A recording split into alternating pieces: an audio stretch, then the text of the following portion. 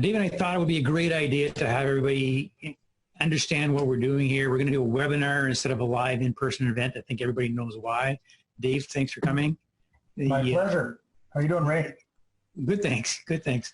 The room is booking up really nice. We have a lot of activity, and I'm excited about it. So it's going to be an interesting opportunity to see how this goes.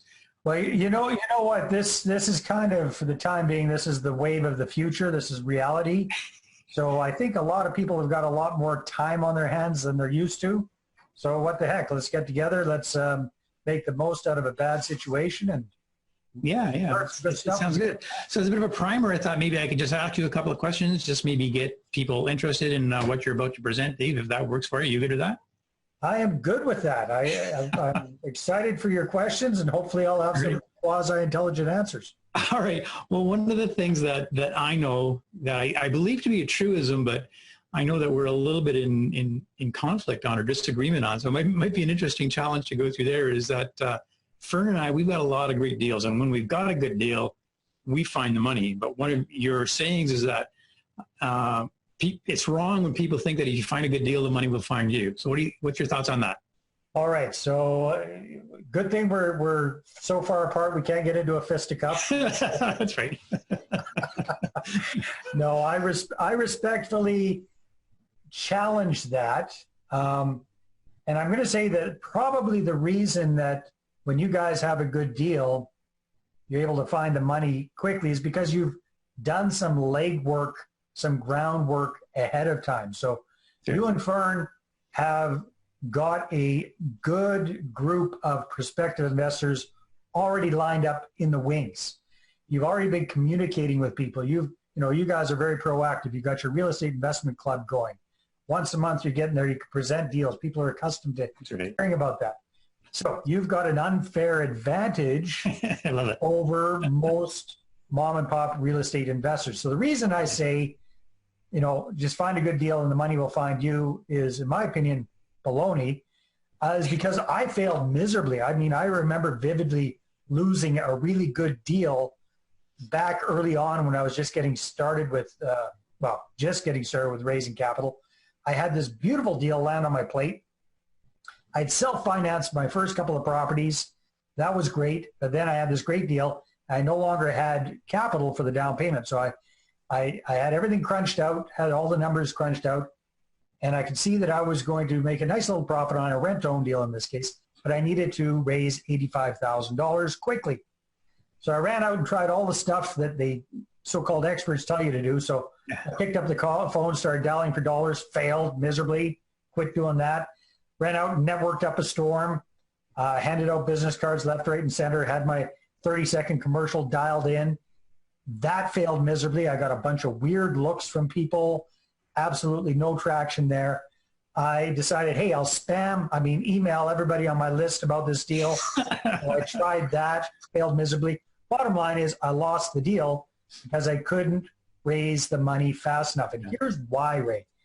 Okay. Because when you're in that situation, unless you've done some legwork ahead of time, when you're in that situation, you are desperate. Would you agree? Oh, absolutely, yeah. Yeah. And desperation, people can smell that. And it turns them off.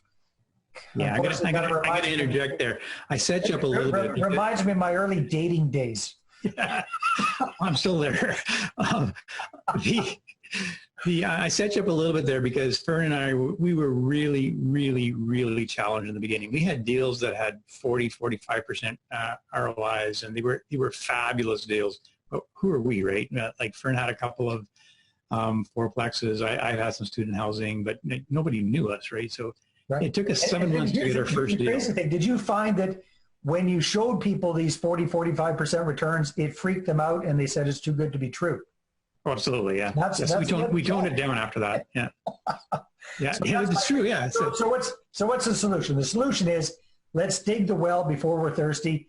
Let's find the money first. Let's find the investors first, and then you can go out. You can make offers. You can find deals with confidence because you know that you're backed up. You've got the capital backing you. Does that make sense? I'm looking forward for you to join our club, even though it's going to be our webinar. I want to ask you one more question so we don't make it too long for people.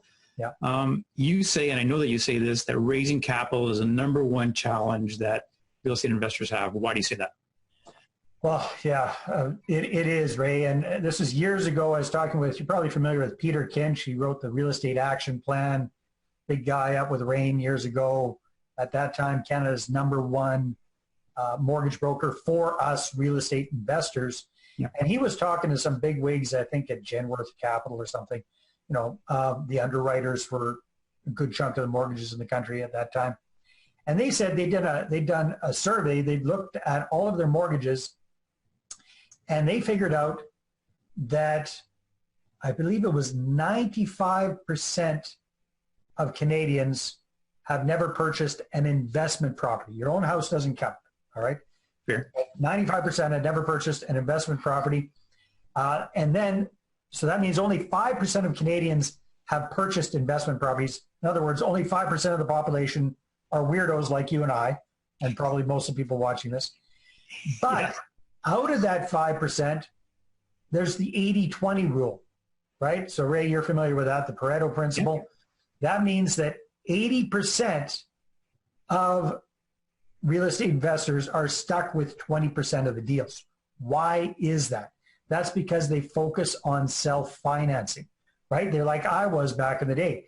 They scrape up, they save enough capital to put in their first down payment. They get the first deal going. Great. Maybe they get a home equity line of credit to get enough capital to do their second deal. Great. They get that next one under the belt. Then what happens? Bam. They hit the wall. They run out of cash. And nowadays, perhaps they even run out of borrowing power or credit because the banks are a little bit stingy about how many mortgages they're going to let us get. And they get stuck. And they're not sure how to get unstuck from that. So again, that's why this How to Raise Capital Without Rejection is going to show people how to move beyond that, how to start attracting investors to them instead of chasing after them, how to start working with other people's money, creating win-win situations so you can grow your portfolio. And here's just as important, you can help your investor partners do something that they're not ready, willing, or able to do on their own, and that's invest in real estate. That's super. I'm really looking forward to having you join us on Thursday. I know that the registrations are coming in hot and heavy. If you're one of the listeners here and you haven't registered yet, it's krei.ca/events. We'd love to have you join us. Anything else, Dave? I think you'll probably put the link somewhere above or below this video, so that should help there. Looking forward to it. Can't wait. All right. Thanks. Cheers. Bye. Thanks. Bye-bye.